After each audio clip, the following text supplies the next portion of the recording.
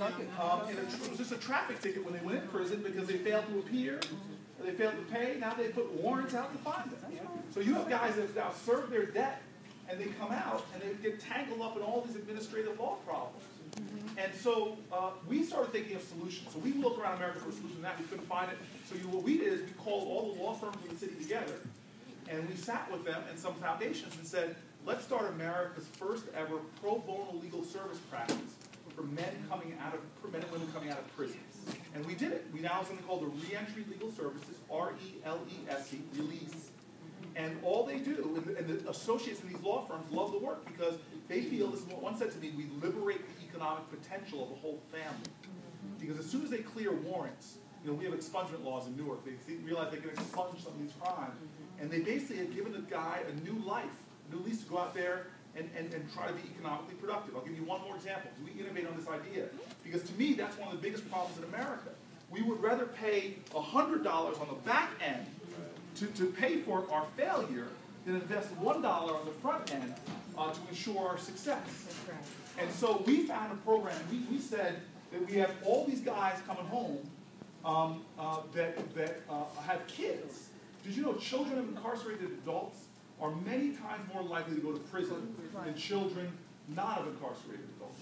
It's amazing. You have a parent in prison, you have a very high likelihood that you're going to go to prison yourself.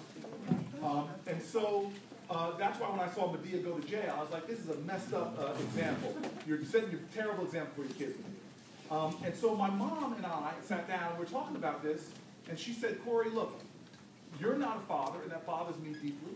But why don't you start a program that deals with these fathers? And we looked around for, again, who's doing the best model. We found a group in Philly that was doing something interesting. We took it, we innovated, and put more things in it. This is the program. A guy comes home, and he joins our fraternity. The fraternity is called Delta Alpha Delta Sigma. So the Deltas are about to get excited. Delta! But if you think about it, Delta Alpha Delta Sigma is the dads. And we partner these men with mentor fathers. Because of all the men in this room who have kids, think about how you learn how to be a father to your children. I learned, the book, James Baldwin has a wonderful saying, it says, children are never good at listening to their elders, but they never fail to imitate them. That's right. So if you have a model, I learned my work ethic from my father. It was snowing outside, snow day, you guys know snow days? No, you don't. No. It was snowing outside, and the first grade, sorry fellas, but we got snow days. Yeah. We didn't get administrative days. We got snow days. And on a snow day, the first sound I'd hear as a little boy would be my dad shoveling the driveway. Because he said they may be smarter than me, they may be faster than me, but nobody's going to work harder than me. He's going to be the first person at work no matter what. And so what we did is give these guys mentor dads. We gave the guys parenting classes. Come on now, how many people know children raising children who are now raising children? Parenting classes, okay? We put them together with the women who are the mothers of the kids because there's economic incentive not for them to work together. Why? Well, this guy was in prison, his child support payments were collecting in arrears. And now he comes and he sees this woman, she's naturally going to say, they don't show me my money. Because I've been working 2 jobs just to take care of these kids. Give me some support. And he's like, I can't get support because I can't get a job. I got a warrant out for my arrest, I can't get my ID. So we bring them together to give a partner a plan. And now, as a result of this program, we have taken recidivism rates in New Jersey that are 60 to 65%. We didn't cut them in half, we didn't cut them in 2/3. Participants in this program, we now have a recidivism rate of 7%. Wow. And interestingly,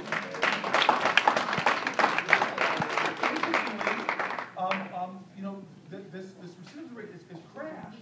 But what's amazing to me, which we're not figuring out a measure for yet, the families are more intact. And so we can preach to people, if you bring a child in this world, you need to raise for a child. We can preach that, but finding programs that empower them. So to answer your question, we're saving, that one little small program saved the state of New Jersey millions of dollars in the cost of rearresting, retrying, sending these people back to prison. So my point is that there's a lot of ideas that are very practical that are out there. Now the question is where the funding comes from. So we've had to run a lot of these programs. The law firms are all paying for that program. We convince them to do that. I now have an office of reentry in City Hall. When people come home, they have a place to come to. But we have paid a lot of that stuff off of philanthropy. But thanks to the Obama administration, we were able to get some grant dollars as well from the federal government. so what we want to show is we want to start seeing that the federal government start investing in these programs and actually lower the cost of government, which to me is enlightened government. Instead of doing what we do is a very expensive government paying for things on the back end after we've destroyed lives, after we've allowed people to make wrong choices over and over again and keep blaming them for it, as opposed to saying, well, we can do some intervention and save the cost. So Newark and Las Vegas, people might say different communities, but we're all struggling with the same issue. How do we get kids with strong schools? How do we deal with this obesity epidemic on our children?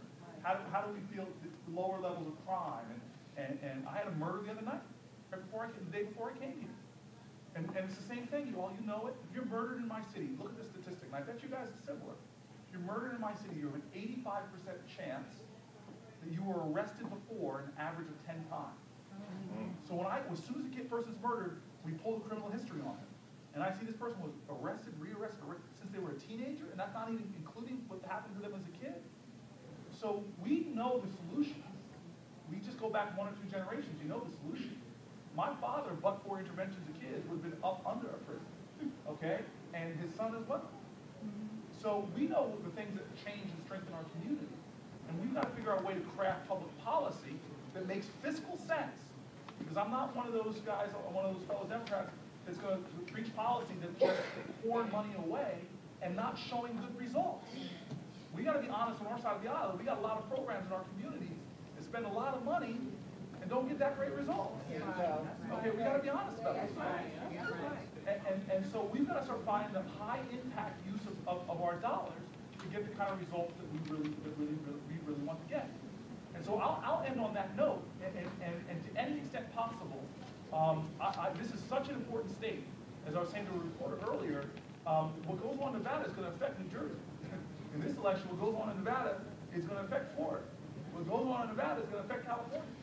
You know, getting to Congress with this young state senator, who I'm now jealous of. He's got 3 beautiful kids, beautiful wife. I need to rub up against him, hope something comes off. but that congressional race, imagine if we send another Tea Party person back to Congress. You know what's going to happen? Because I'm one of these weird Democrats. I like my centrist Republican brothers and sisters. My first fundraiser down in Washington, D.C. was co-hosted by a centrist Democratic guy named Bill Bradley and a centrist Republican guy named Jack Kemp, who thought of empowerment zones. Okay? So Brother Kemp brought a lot of money and invested in the inner city. I don't think either side is a monopoly of good ideas, but what scares me to death is when I see Olympia Snowe running away. When I see Dick Lugar getting beat. When I see McCain in Arizona, who was already kind of right, had to run further to the right just to win. When I see Simpson from Simpson Bowles, I turn on Fox News and I hear Simpson Bowles all the time. Well, Simpson couldn't even win an election in his own party. So that's what frightens me right now. And so this congressional race that Stephen's in, he's got that choice. We can either send a sensible guy down there, or somebody that's going to pull our country further and further to the right. So we're all in this together. We are all the same family. Some of you all I just met today, but we're bonded by blood and spirit because we're all Americans. We're all fighting for the cause of justice. We're all sharing that common heritage of overcoming insurmountable odds. I remind my friends, I don't care if you're Irish, Jewish, black. At some point, this country said they didn't want you, that you weren't good enough, you were less. Okay, there's not very few people in America don't have a story of being looked down upon. We're all common like that. And so I look forward to coming back, Pastor. I look forward to giving you greetings one more time. But if the church says amen, I want to thank you very much.